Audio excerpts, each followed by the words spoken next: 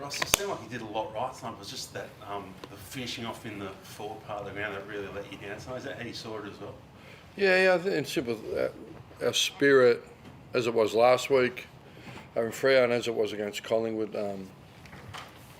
it's been really strong. So yeah, around the contest, our ground ball contest, yeah, and really simply the ability to connect. The 25 entries first half for 1:4:50 mark was really disappointing. Turned around a fair bit in the second half, but yeah, just we were inefficient and they just scored a bit easily, which has been a bit of a trend that we're trying to tighten up. So that was disappointing. How hard is it to keep the side spirit up? You mentioned spirit's been good the last month, second half of the season when the start. Yeah, that's a good question. I suppose it's you get off the emotional roller coaster and win-loss. There's a bigger picture and there's a bigger aim, and we know that exists, and you've got to keep working to it. So if you get stuck, it's not the recession we had to have, right, like Paul Keating said, but we certainly know that where we want to get to and what we've got to do, and our connection, our spirit, the environment is really level and supportive but demanding. And it's really clear with the spirit and the effort where we need to improve. Like it was really obvious to most at the stadium tonight. Like, I think we had 11 shots in the last quarter. That's with still missing some connection, a few out in the full, and so yeah. And the one continuing trend which you guys will be aware of is the contested marks was like 1v9 at half time and some clanger kicks. So look, we understand. It's a little bit about size, a little bit about positioning, and we address a bit of that at half time. So, look, we're really quite. You don't want to hide behind generalities. I don't want to hide behind generalities. But we know our contest, we had 82 tackles, our pressure was 1-9 or above. Entries, more. But the specifics of defending some turnover and then punishing them was the area. So yeah, they're the specifics, but Those foot skills going into 450 in particular, is that something that's I guess one of a better phrase, an easy fix, or is it something that will take time to sort of? Yeah, that's a good question. I'm not sure. Like we've been relatively efficient all year, reasonably efficient and taking marks. It's just fallen away, and we just feel like last week as well we left a lot on the table. We're leaving too much on the table. So yeah, I wouldn't say it's just a quick. It is skill and decision.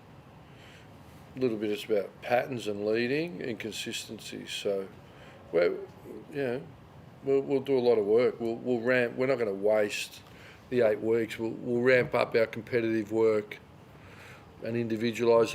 We know who needs to improve on what, and even Hasty learns that on Watson early, lets him go outside ball watches, and then he really turns it around the second half. So sometimes it's that experiential learning.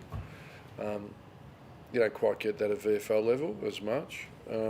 So look, but I thought his response, he had some really good moments, I thought. So yeah, we're really clear what we've got to work on.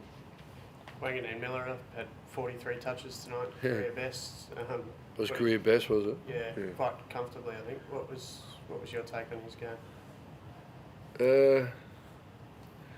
They went to him to try to shut him down. He really worked for the team and helped free up people and helped us.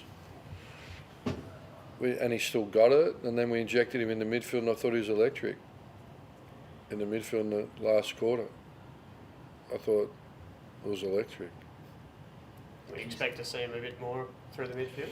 Yeah, we did it early. He wasn't quite conditioned for it. His groins and that got a little bit sore. So we know what we're building. I think ultimately, like Andrew McCladger's half-back midfield forward, when he won his Norm Smith, Blight moved him through the lines, right? So we know he's got half-back. We know he's got mid.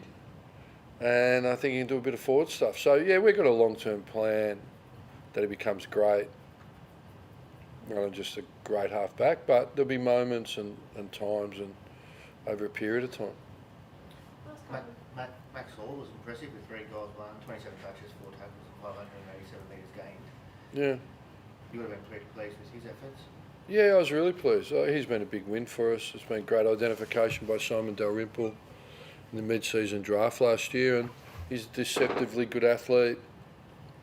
He's taken some feedback and adapted to be really professional, and he's trying to get better every day, and they're the people we love, right? Like, what makes a great AFL player? It's desire every day you get up to work hard and improve. Don't leave it to luck. You mentioned long-term plan with Naz. Are you confident? What's the sense you're getting with Naz in terms? I mean, he's obviously such highly talked about in terms of his future. Are you getting a sense that you're confident that he might be he'll stick with you guys? I don't know. I don't know. Noted though. Noted. It's not often you have a whole bunch of fans wearing Viking hats for a third game. I mean, how do you go about as a club? Do you try and cultivate the hype around him? Do you try and temper it? I don't think we have to cultivate the hype, do we? I think the hype's there. So, look, he was outstanding the week before, but Freo a lot slower ball use movement team. It was easy to get some spalls in. It was a bit more challenging tonight. I thought he got caught out of position a bit, but he's a ripping kid. He's tough. He's very talented. He's very level. And I tried to buy a Viking hat on the way. They were all sold out. Robert Harvey said he tried online and they were all gone. So it's really good to have excitement around the place. That's what we want. We want to embrace it. And he's very level. His family's very level. We've got no concerns. And, yeah, we embrace the hype, right? Yeah. And there's, more to come. Also, Isaac seemed to really struggle tonight. Obviously, we mentioned the connectivity between mids and forwards, but he had one disposal tonight. Is that sort of just part of his learning, education in the game? Do you get around him, sort of have a chat with him? Yeah, I think it is part of his learning. Young key forwards, we see it around all the time.